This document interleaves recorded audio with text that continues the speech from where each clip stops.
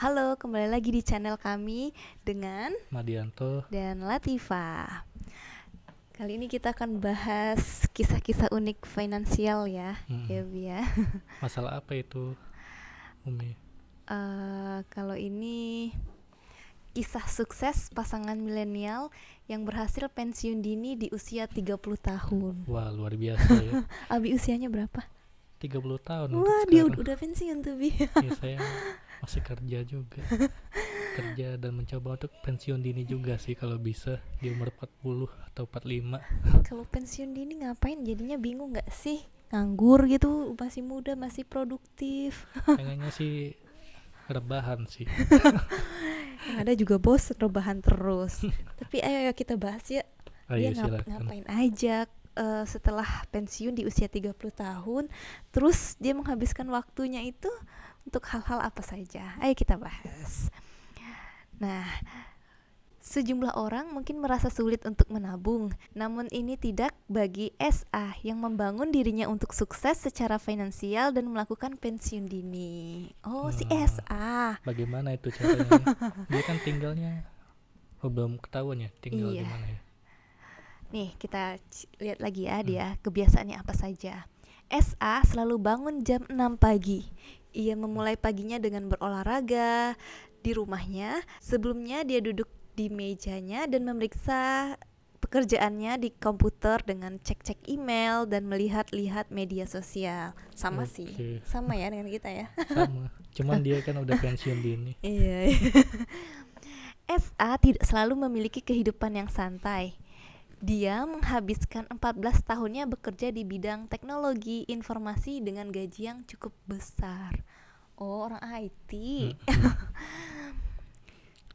Kalau 14 tahun yang lalu IT ini lagi booming-boomingnya gitu, apalagi di Amerika kan. Iya.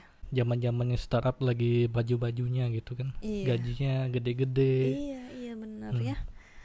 Apalagi Bisa anak itu dengan gaji yang besar bisa buat pensiun dini lah. impiannya anak muda lah kerja Iya. di startup gitu.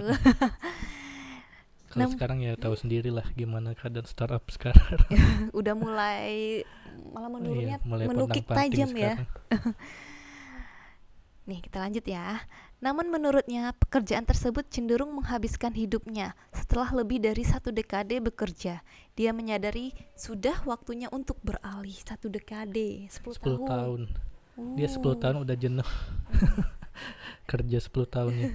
Ada yang dari umur 20 sampai 60 tahun nggak jenuh-jenuh. Karena ya terpaksa. Iya, ada juga itu dulu yang sekantor sama Umi udah lebih dari 10 tahun, 25 tahun dan dia masih semangat, udah jadi senior. Nah itu gimana itu karena passionnya. Iya, emang kayak karena passionnya dia ketemu banyak orang, dia marketing, dia udah jadi senior manager marketing gitu. Gajinya udah gede ya. Iya, gaji udah gede dan dia suka berbicara, bertemu dengan klien-kliennya. Nah, kita lanjut ya. Di awal usia 30-an, dia menyadari bahwa dia tidak bisa menghabiskan hidupnya hanya duduk di depan komputer dan bekerja selama 10 hingga 12 jam sehari, menulis kode komputer atau memperbaiki masalah. Dia bilang dia tidak bisa melakukan itu. Dia tidak bisa melakukan itu setiap hari lebih dari 10 tahun karena bosan tadi ya. Jenuh sih emang. Iya, udah sampai pada titik jenuhnya gitu. Apalagi kalau di masalah kesehatan itu kalau kebanyakan duduk tiap hari lama-lama sakit punggung atau ada penyakit lainnya gitu. Iya. Rematik. Ini yang mantan CSB duduk lebih dari 8 jam sehari di depan komputer itu sekarang udah ngerasa efek matanya kayaknya agak bermasalah deh. Waduh. Apakah Umi udah pensiun dini sekarang? Pensiun dini untuk pekerjaan itu udah pensiun sih karena tapi beralih pekerjaan menjadi Fokus. pengasuh tapi sambil berkarya juga, melakukan hobi dan lain-lainnya. Lanjut ya. Nah, dia pun menikahi wanita yang bernama C dan berniat untuk menjalani pensiun dini. Meskipun si C ini pasangannya kurang yakin tentang pensiunnya si SA, namun akhirnya ia berhasil melakukannya. Pasangnya sendiri pun kurang yakin ya. Suami saya ini pensiun dini gitu. Di umur 30 tahun kan. Pemikirannya sama kebanyakan orang yang namanya pensiun ya umur 50 lah. Nah, ini dia 30 mungkin berpikir ulang seperti itu. Pasangan suami istri ini membuat rencana untuk memotong pengeluaran mereka. Keduanya menabung 70% dari pendapatan gabungan mereka sehingga mereka dapat berhenti dari pekerjaan mereka. Mereka pasang taktik nih, kalau memang mau pensiun dini, kita harus memotong anggaran dan 70% dari pendapatannya digabung. Iya, sehingga digabung untuk nabung. bisa berhenti dari kerjanya itu ya. Iya. Mengurangi hedon. Hedonisme. yang tidak penting itu Konsumerisme. di-cut aja, kayak jajan misalnya di tempat makan restoran yang mahal minimal 3 hari sekali itu di-cut mungkin sama mereka, dan mereka lebih memilih mungkin ya, tapi mari kita bahas lagi ya. Setelahnya mereka kerap melakukan perjalanan ke luar negeri. Pasangan ini kini hidup hanya dari pertumbuhan akun investasi mereka. Berarti mereka hidupnya dari investasi ya, misalnya di reksadana, di saham, pasar uang gitu ya. Dan masih bisa jalan-jalan gitu ke luar negeri. Jadi mereka pensiun dini bukan hanya sekedar pensiun dini, tapi bisa menikmati hidup juga ya. Iya benar. Luar biasa ini. Karena udah jenuh tadi ya, jadi pengen melihat dunia luar lebih luas. SA dan C ini pensiun pada tahun 2016 dan 2017. Masing-masing memiliki kekayaan nih. Berapa kekayaannya? Berapa coba? 870.000 US dollar. Berapa, Bi? 12,4 miliar rupiah. Wow. Lebih ya. Sekarang kan lagi naik ya itunya. Setelah pensiun uangnya udah miliaran, guys. Dalam setengah dekade berikutnya kekayaan mereka sekarang 1,2 juta US dollar. Waduh, meningkat nih. Bukannya menurun malah naik dari 12 miliar jadi 17 miliar. Pantas aja keduanya tidak berencana untuk bekerja kembali dengan orang lain dalam waktu dekat. Nah, ini buat teman-teman nih kalau mau pensiun ini coba aja simpen 10 miliar lah, paling nggak tahu ya dapat uangnya dari mana ya. Yang penting coba aja dulu. Ya, jangan coba-coba investasi bodong ya, udah terbukti ya, banyak korbannya. Nah, investasi bodong itu bisa dilihat tuh kalau returnnya nggak masuk akal, misalnya 10% per bulan. Nah itu kan kelihatan too good to be true gitu, terlalu baik untuk jadi kenyataan. Biasanya kalau dapat bunga atau bagi hasilnya gede tuh malah resikonya juga besar. Kalian bisa hilang uang kalian semuanya, walaupun pada awalnya kalian dapat keuntungan berkali-kali lipat. Iya, jangan mau diiming-imingi hal-hal seperti itu. Iya, pokoknya jangan mudah terpengaruh ya. Pada tahun 2014, SA dan C ini memutuskan untuk bergabung dengan gerakan FIRE, yaitu Kemandirian Finansial Pensiun Dini. Wow, pada saat itu tuh kekayaan bersih mereka kira-kira sudah 650.000 US dollar waktu itu ya. Mungkin ya 10 miliar lah mungkin dulu. Iya, ini udah termasuk perkiraan ekuitas di rumah mereka yang akan mereka jual. Lalu mereka memutuskan bahwa mereka membutuhkan total 800 US dollar hingga 900 US dollar untuk pensiun dini di usia 30-an. Mereka menghasilkan gabungan sekitar 230 US dollar setiap tahun. Berkat gaji mereka yang tinggi, SA dan C ini dapat memaksimalkan kontribusi mereka pada tahun-tahun menjelang masa pensiun mereka. Mereka juga memangkas pengeluaran, menghilangkan langganan bulanan, dan merampingkan anggaran belanja mereka. Waduh, hebat sekali ya. Terus juga dan benar-benar mempersiapkan kalau punya satu tujuan, mereka benar-benar memikirkannya untuk masa depan nanti bagaimana, untuk pengeluaran nanti bagaimana. Terus juga ini karena gajinya besar kan, jadi mereka punya kesempatan gitu untuk menyimpan dana sebanyak-banyaknya. Iya, betul. Nah, buat kalian-kalian yang punya penghasilan besar atau tiba-tiba ada pemasukan yang tak terduga gitu ya, sebaiknya disimpan dan diinvestasikan, atau setidaknya punya dana darurat dulu lah untuk 6 atau 12 kali gaji, baru kemudian diinvestasikan, dan kalau dirasa uangnya cukup mungkin bisa pensiun dini seperti mereka. Nice. Lanjut ya. Mereka menyalurkan semua tabungan ekstra ke Roth IRA. Ini bacanya gimana? Roth IRA ya. Rekening perantara dan rekening tabungan. Pasangan itu juga pindah dari rumah seluas 1.600 kaki persegi di Tucson, lengkap dengan kolam renang, ke Airstream 2005 yang mereka beli dengan uang tunai 42.000 US dollar. Pada Agustus 2015, kekayaan bersih mereka mencapai 775.000 US dollar. Mereka akhirnya mencapai tujuan mereka pada akhir 2016, kurang dari 3 tahun sejak Steph memutuskan ingin pensiun. Wow. 3 tahun loh. 3 tahun. Sudah siap semua. Kurang dari 3 tahun sudah siap untuk pensiun. Nambah lagi dong kekayaannya. Dari gaji besar di IT-nya itu kan, perusahaan IT. Perubahan paling drastis yang mereka lakukan adalah dengan membatasi anggaran restoran mereka menjadi 50 US dollar per bulan. Wow. Ini sebuah tugas yang sulit bagi SA karena ia pecinta restoran. Jadi dia ini hobi mengunjungi restoran ya, hobi makan-makan. kulineran gitu. Dan itu 50 dolar per bulan berarti 800.000 rupiah per bulan. Dengan tinggal di di Australia. Tapi per bulan ya, termasuk murah nggak sih, Bi? Ya, termasuk murah sih kalau dari apalagi di Amerika ya. Iya.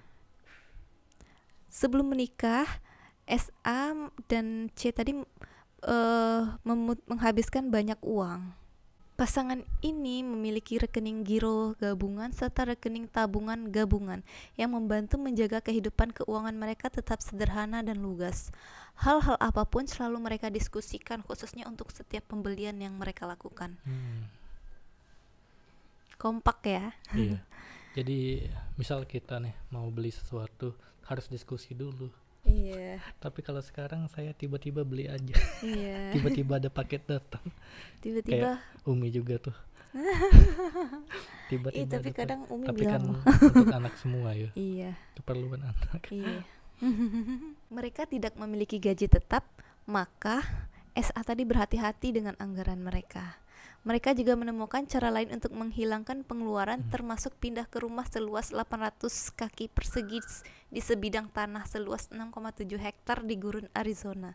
Harganya waktu itu sekitar 72.000 US dollar. Jadi dia pengen ngirit dengan ke daerah terpencil gitu ya. Iya. Mungkin karena biaya hidup di daerah di Arizona itu lebih murah mungkin ya. Jadi daripada tinggal di ibu kotanya, mending ke daerah tapi bisa nabung lebih banyak gitu. Pasangan ini juga membuat listrik tenaga surya dari panel array pada bulan Oktober 2019 dengan membeli seharga 28.000 US dollar. Ini membuat rumah mereka tidak tersambung ke jaringan listrik dan menghilangkan tagihan listrik bulanan. Wah. Sangat living sustainable juga. Punya septic tank, menampung air hujan. Jadi selama 30 tahun ke depan mereka nampung air hujan gitu ya. Biarpun udah punya air. Biarpun udah punya aset 25 miliar rupiah, tetap ngirit juga. Terus juga menghindari tagihan air dan saluran pembuangan. Iya. Mereka menghabiskan sekitar 500 US dollar digabungkan untuk rencana berbagi kesehatan yang memberi mereka kemampuan untuk menemui dokter kapan saja. Mungkin langganan dokter tertentu gitu.